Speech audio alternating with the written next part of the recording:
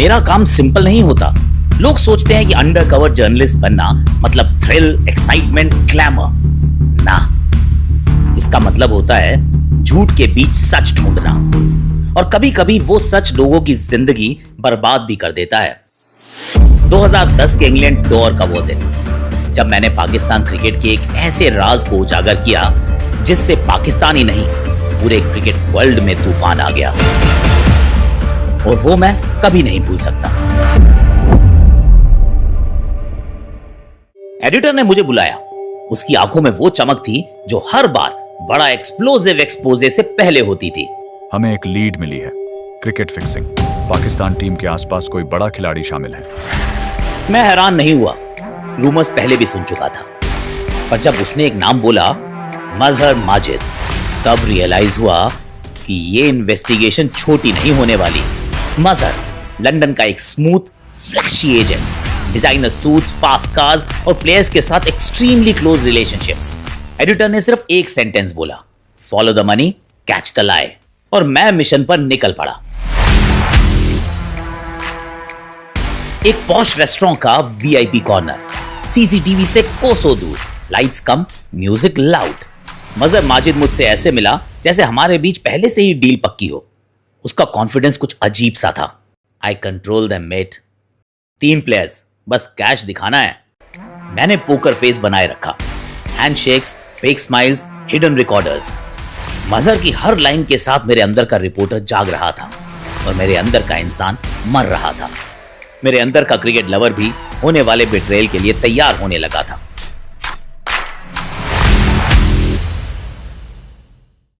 अगली मीटिंग उसके घर पर हुई। टेबल पर एक्सपेंसिव विस्कीज, वॉल्स पर क्रिकेटिंग फोटोज और बीच में कैश के बंडल्स। मजहर ने सिगरेट जलाई और ऐसे बोला जैसे ये सब रोज का ही काम हो। Salman Butt, captain, Mohammad Asif, Mohammad Aamir, these guys will bowl no balls exactly when we tell them. My jaw dropped for a moment. But important था मेरा पोकर फेस रहना। आमिर का नाम सुनते ही बहुत कुछ टूट गया। 18-year-old prodigy, वर्ल्ड का बेस्ट अपकमिंग यंग बॉलर। मैंने सोचा, यार ये लड़का कैसे फंस गया? पर काम का रूल है, इमोशन को कभी मिशन के बीच में नहीं आने देना। मजहर ने बॉल उठाई और मिमिक किया, over step by this much, huge no ball, everyone will notice and that's the point. Recorder सब कैप्चर कर रहा था, कैमरा छुपा हुआ था। ट्रूथ, वेल वो खुद चलकर हमारी टेप में कैद हो रहा था। Lord's test, historic, sacred. Mazhar ने कॉल किया, tomorrow first over, Amir will do it. उसका टोन ऐसा था जैसे कोई पिज्जा ऑर्डर कर रहा हो। मैंने रात भर CCTV footage, timings, cash exchange, voice mail सब अरेंज किया।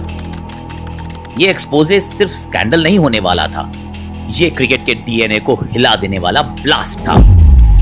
रात को नींद नहीं आई। एक तरफ मिशन, दूसरी तरफ एक यंग बॉलर की जिंदगी। पर क्या सच को रोका जा सकता है? ना। अगली सुबह मैं लॉर्ड्स के प्रेस बॉक्स में खामोशी से बैठा। There was a storm inside, but calm outside. Crowd excited. सूरज की चमक से पूरा ग्राउंड चमक रहा था और मैं बस एक चीज देख रहा था, आमिर का पहला रन अप। वो स्प्रिंट करते हुए आया। उसकी बॉडी लैंग्वेज थोड़ी ऑकवर्ड थी, जैसे अंदर कुछ उलझन हो। बॉल रिलीज हुई और एक मॉन्स्टर नो बॉल। मैंने स्टॉप वॉच देखा, टाइम परफेक्टली मैच करता था वो जो मजहर ने बोला था। Proof number 1 captured. दूसरी बॉल, वो भी मिली सेकंड के हिसाब से एक्यूरेट। Proof number 2 captured. फिर आसिफ, प्रूफ नंबर 3। लॉर्ड्स का होम क्राउड जश्न मना रहा था क्योंकि इंग्लैंड अच्छा खेल रहा था, या फिर ये कहें कि पाकिस्तान अंडर परफॉर्म कर रहा था। कमेंटेटर्स भी मॉन्स्टर नो बॉल से स्तब्ध थे। No ball, can you believe it? That's a huge call. और मैं एक अलग तूफान से जूझ रहा था, because I knew this is going to destroy them. अगले दिन न्यूज़पेपर के फ्रंट पेज पर एक बात चमक रही थी, fixed, photos, cash, conversations, exact time stamps. News room में सब सेलिब्रेट कर रहे थे, high fives, champagnes, breaking news alerts. पर मैं चुप था, शांत, heavy.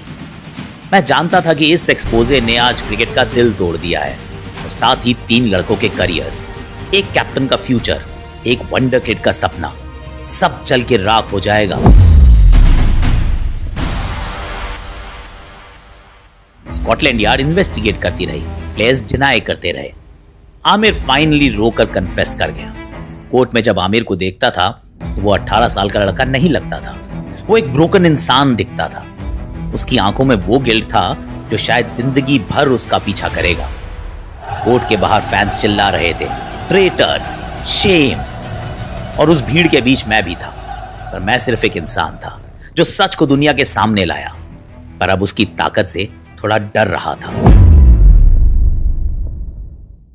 People tend to think that we journalists forget stories. गलत है ये। कुछ कहानियां हमारे अंदर परमानेंट स्कार्स बन जाती हैं। कभी कभी मैं सोचता हूं, अगर मैं उस रात मीटिंग से निकल जाता, अगर मैं रिकॉर्ड का बटन नहीं दबाता, पर फिर याद आता, सच छुपाया जाता तो करप्शन कभी नहीं रुकती। ट्रूथ इज अ वेपन, और वेपन्स हमेशा खून छोड़ते हैं, चाहे वो क्राइम के हों या कॉन्शियंस के। मैं अंडर कवर एजेंट हूं, लोग मुझे हीरो बोलते हैं, बट सच, इस स्कैंडल का असली विलन कोई एक नहीं था। ग्रीड थी, प्रेशर था, सिस्टम था, वीक मोमेंट्स थे, और मैं बस एक आदमी जो अंधेरे में बैठकर सच को रोशनी तक ले आया। अब जब भी मैं लॉर्ड्स के किसी भी मैच की हाइलाइट्स टीवी पर देखता हूं तो मुझे आमिर की नो बॉल ही दिखाई देती है, because that day I didn't just expose corruption, I watched a child lose his innocence. My beloved game losing its soul.